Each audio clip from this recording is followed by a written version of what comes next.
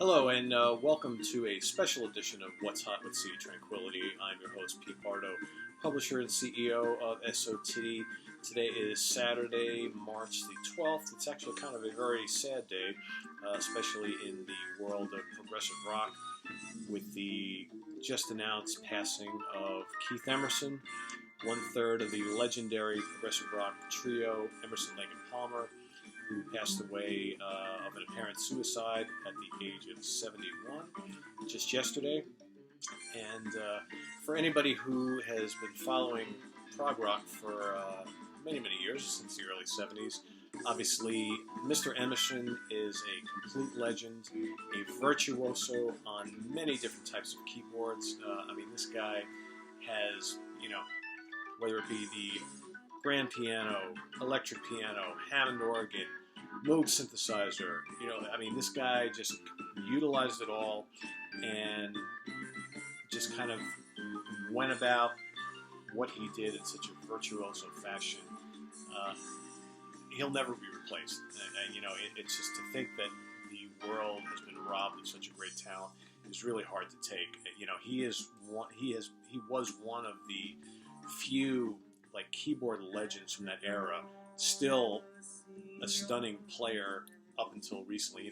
He had been suffering from an ailment with one of his hands, and I know that was weighing a lot on his mind in the last couple of years. But he was set to go do a tour of Japan just next week, so it is just a tragic loss. So we just wanted to kind of pay a quick tribute to Keith Emerson today. A musician who has inspired me, even though I don't play keyboards. I've been a guitar player for quite a long time, and but I've always been a fan of ELP, and I even can appreciate some of the music of the Nice, the band that he was in before ELP formed. So we're just going to kind of quickly talk about some of the classic records that Keith Emerson participated in over his career. And I'm going to focus on the ELP years because I know that material the best, and when most people think of Keith Emerson, they think of Emerson, Lake and Palmer. So,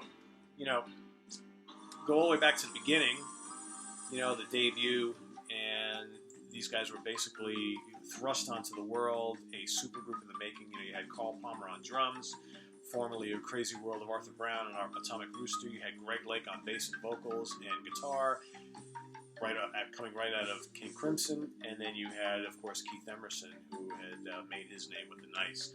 So you've got this kind of, for the most part, guitar-less, other than some little bits of electric and acoustic guitar here and there from Greg Lake. It's mostly bass, keyboards, and drums, and vocals, obviously. So you've got tunes like, Take a Pebble, Knife Edge, which is a classic, The Barbarian, Tank, Lucky Man.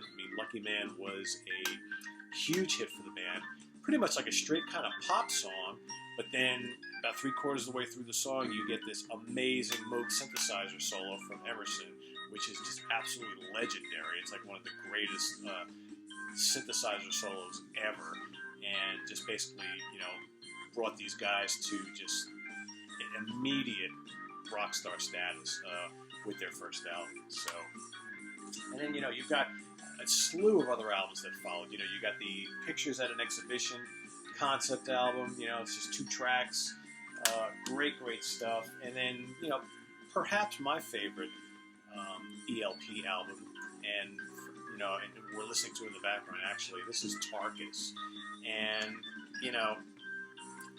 for me, this is where Keith Emerson just became completely godly. There's just incredible keyboard work on here. The Hammond organ work is just mind-blowing. The Moog, the mini Moog work is just ridiculously crazy on here. So, you've got the Tarkus lengthy epic suite. You've got Jeremy Bender and, Bitches Crystal. It's just, one great song after another.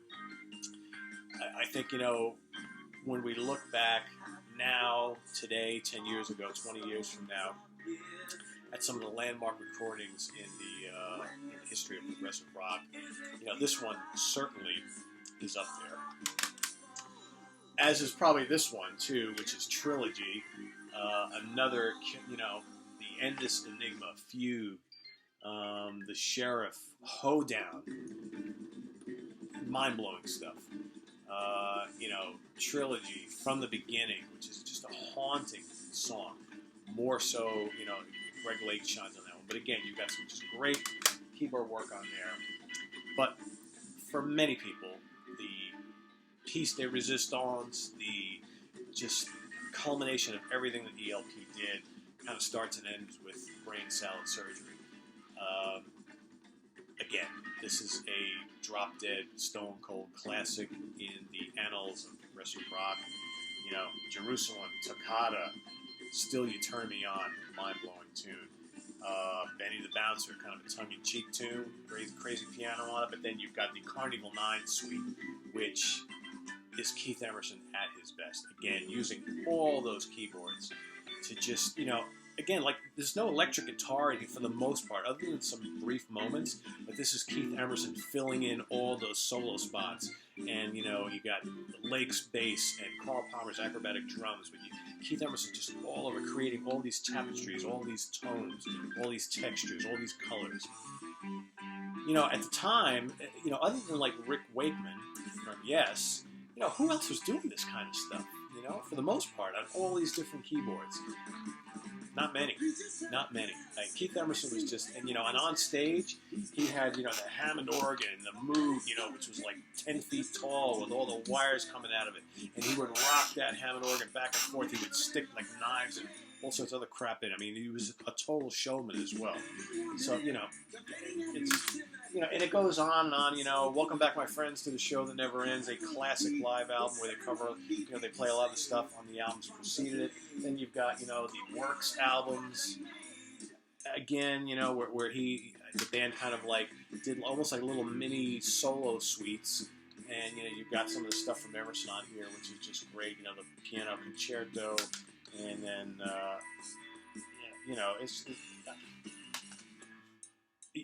I'm almost speechless at the fact that this guy is no longer around.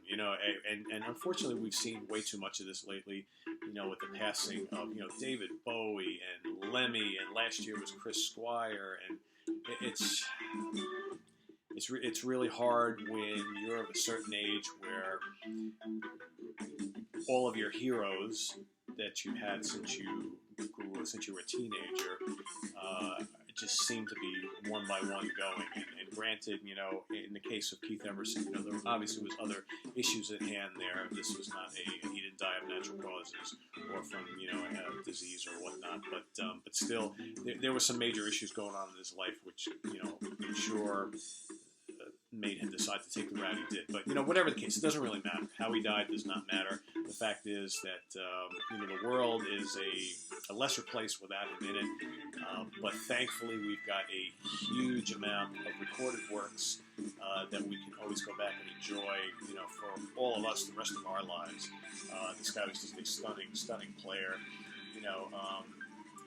Black Moon, their early 90s. Reunion, another really solid album. I actually got to see them on that tour. I caught ELP 3 times, and again, this guy was a master showman. He was kind of like the Jimi Hendrix of the keyboards. So it's a sad loss. It's a dark day. Yesterday it actually was announced yesterday, so it's been a kind of a sobering last 24 hours, but. Keith Emerson, gone at age 71, way too young. I know for most of us who were fans, we were kind of hoping to be able to enjoy the amazing playing of this guy for years to come, and sadly that's not going to be the case. But we've got all these great albums, so, in tribute to Keith, go out and spin your ELP albums, go out and put some nice on, and just kind of rejoice in the career of Keith Emerson. Gone at age 71 on March the 12th.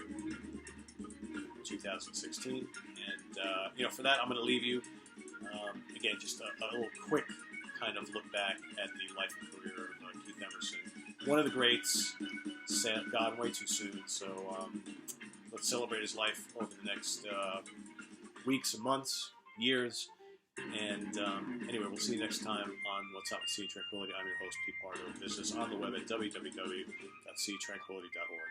Take care.